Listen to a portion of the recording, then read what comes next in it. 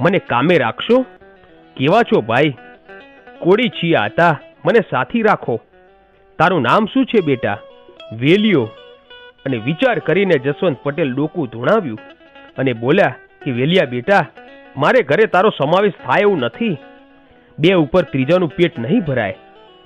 આ સાંભળી અને ઘરમાંથી એની પત્ની બહાર આવ્યા અને તે પ્રભુ પારાયણ સ્ત્રી હતા.